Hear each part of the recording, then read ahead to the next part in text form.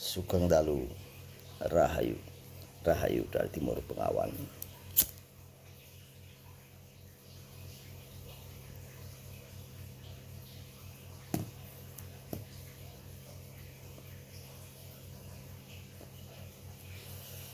Dengan seperti ini dan menyalakan aromaterapi, engkau jangan menyebut eyang dukun sil bringsel. Engkau nanti menyebut eyang dukun. Karena dukun zaman dulu aneh ya, alergi. Orang sekarang alergi dengan yang namanya dukun. Ya. Mereka sangat alergi dengan yang namanya dukun. Padahal itu cuma bahasa. Ingat dengan bahasa. Jangan engkau tersihir dengan bahasa, kebohongan dari mulut ini yang suka berbohong, namanya sihir. Ilmu sihir itu luar biasa. Manipulasi bahasa. Dukun banyak pembagiannya. Dukun mantra, ya, orang yang sering membuat jurnal, catatan sehari-hari, mantra. Itu catatan. Jika engkau memantrakan dirimu, sama artinya dengan engkau berdoa. Untuk mengenali doamu, yang merespon adalah sel tubuhmu. Selmu merespon. Lalu sel itu dipancarkan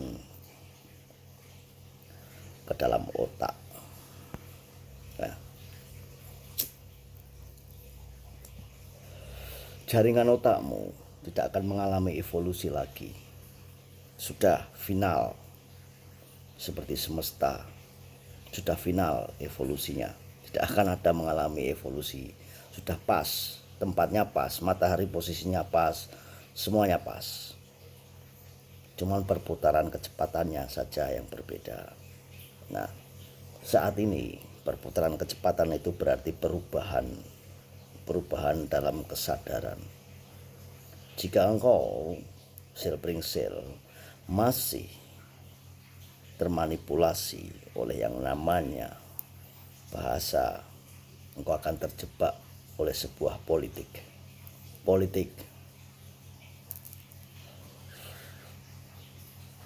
Kaum pencerah, ya, sangat berhati-hati dengan politik. Politik itu bisa politik agama, politik sosial, politik teknologi, politik apapun itu bisa dibikin politik. Tetapi ke depan, terutama dengan yang namanya religio atau religion atau agama, ya. Jadi Til Gumandel Gendewati, dunia ini dikuasai oleh demit. Nah, apakah dukun berteman dengan demit? Nah, pertanyaannya seperti itu. Apakah dukun berteman dengan demit? Ngawur kalau kamu bilang dukun berteman dengan demit. Ya, ngawur. Kenapa yang bilang ngawur? Satu, dukun itu ada dukun kesehatan. Tadi ada dukun mantra yang membuat jurnal supaya engkau terkoneksi dengan semesta. Ada dukun yang membuat jurnal, ya. Ada dukun bayi yang tukang pijit urat bayi. Ada dukun yang memperhitungkan, dukun matrix, ya, yang memperhitungkan geometri, yang memperhitungkan itu pakai otak kiri itu, memperhitungkan primbon, tanggal, ya, untuk bagaimana kamu cara berdagang, bagaimana kamu menikah nanti, ya. Ada dukun juga yang agresif, dukun agresif, pergerakannya agresif, yaitu dukun tenung, dukun santet, ya. Tapi apakah mereka berteman dengan demit?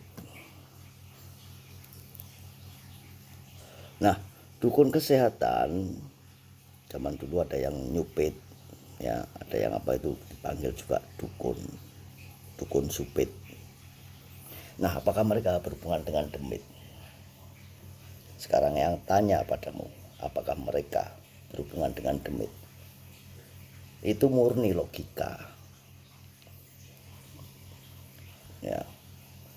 Karena sudah mencapai pencapaian spiritualnya, maka menggabunglah otak kanan kiri itu, geometrinya sudah tepat, sudah berevolusi dan tidak bisa lagi berubah, ya. Secara geometri sudah nggak bisa berubah itu. Pineal glandnya sudah menyala, mata ketiganya sudah menyala, maka keahliannya muncul menjadi ahli mantra, ahli obat-obatan, ahli kesehatan, dan ahli metafisika. Empat. Ini nggak ada hubungannya dengan demit. Dengan demit atau dengan setan ini nggak ada hubungannya. Yang ada hubungannya dengan setan adalah sebagaimana engkau selalu menceritakan keberadaannya. Jika engkau melihat setan, jin, ya, iblis yang kamu sering ceritakan, berarti engkau berteman dengannya. Karena engkau tidak pernah mengetahui di mana Sang Maha Pencipta itu, maka yang kau ketahui adalah cuman jin, setan, dan iblis. Maka pertemananmu bukanlah dengan Sang Pencipta, fokusmu bukan dengan Sang Pencipta, fokusmu hanya dengan jin, iblis, dan setan. Memang benar, dunia ini adalah kerajaan buat setan, kerajaan buat demit, kerajaan buat iblis. Memang benar. Maka yang nampak selalu itu saja, dan yang kau ceritakan sebagai cerita unik hanya itu saja. Entah itu di wedangan, pos rondo, atau apapun, cuman itu saja.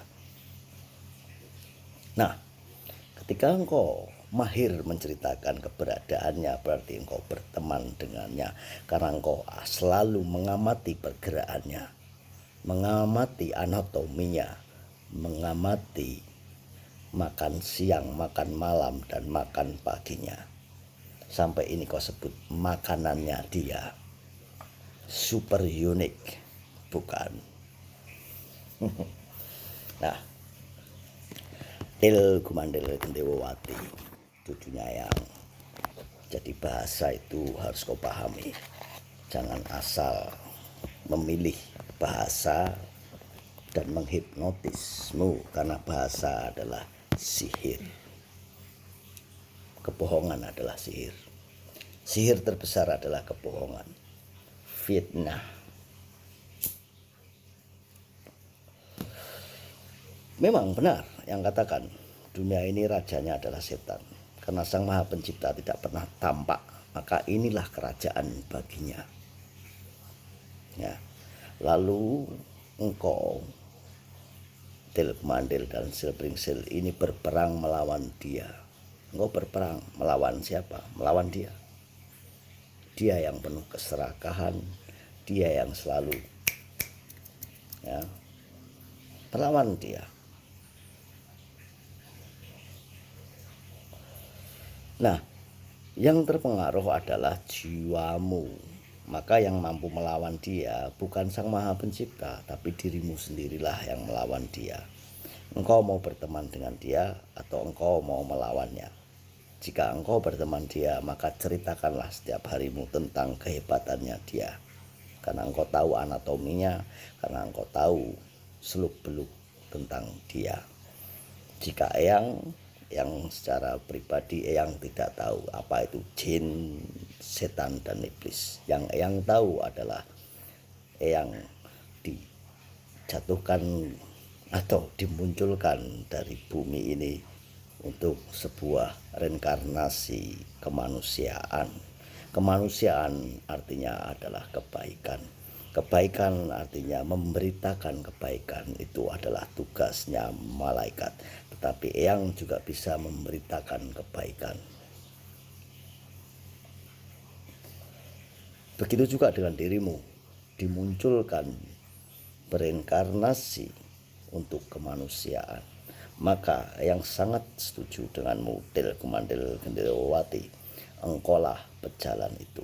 Tetapi pejalan-pejalan banyak yang meriang, karena setelah tahu meriang, yang mempunyai rasa gelo, bukan karena tampil di sini, ya, gelo karena ketidaktegasan, ketidakberanian menyampaikan kebenaran. Ya, video kebenaran yang hapus itu artinya yang setengah-setengah menciptakan kebenaran, setengah-setengah menciptakan kemanusiaan, setengah-setengah berinkarnasi sebagai manusia yang utuh, yang mencintai cinta kasih kemanusiaan. Setengahnya ini adalah iblis dan setan. Setan mampu kau kalahkan dengan jiwamu dan kesadaranmu. Menyatunya jiwa dan raga yang mampu mengalahkan setan itu sendiri. Nah, Til Kumandil Gendewati, perputaran pergerakan orbit sudah tidak bisa berevolusi. Begitu juga dengan ragamu. Karena engkau adalah cerminan jagat cilik. Engkau mempunyai unsur yang sama dengan jagat gede. Jika jagat gede sudah berputar pada porosnya, matahari pada porosnya, dan itu sudah tidak bisa lagi yang lain-lain karena itu adalah evolusi yang terakhir, maka di dalam unsur tubuhmu yang terdiri dari jagat gede ada air, ada angin, ada api, ada tanah, maka engkau sistematiknya di dalam tubuhmu tidak akan ada evolusi lagi. Mentok, ya, mentok. Nah, ketika matahari pada orbitnya dan bumi pada orbitnya, sehingga terjadi keseimbangan, saling menerima dan memberi, lahirlah kehidupan. Maka di jagat cilikmu, mata ketigamu adalah kehidupanmu, ragamu adalah bumi, nurmu adalah mata ketigamu, adalah cahaya. Ketika cahaya ini tidak berputar, maka tidak ada kehidupan. Ini evolusimu yang terakhir. Evolusi yang terakhir. Sudah nggak ada evolusi lagi. Sudah cukup. Sistemnya sudah bagus. Syaraf-syarafnya dan semuanya sudah bagus. Nggak ada evolusi lagi. Tidak berkembang lagi. Kecuali kamu mau jadi robot. Ya.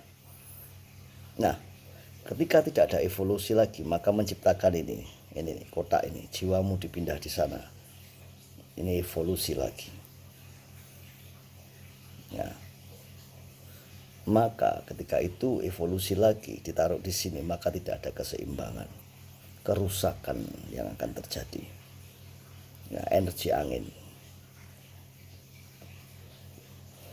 Jadi Til Kumandil Gendewati, pahamilah tentang apa itu bahasa.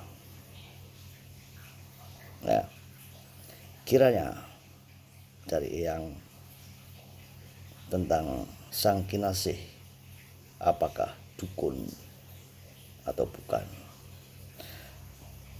Zaman dulu orang yang mampu menyembuhkan penyakit-penyakit, ya, zaman dulu juga ada itu yang mampu menyembuhkan penyakit-penyakit yang menggunakan ayat-ayat suci, disebut dukun santri. Ya, menyembuhkan penyakit, dukun santri.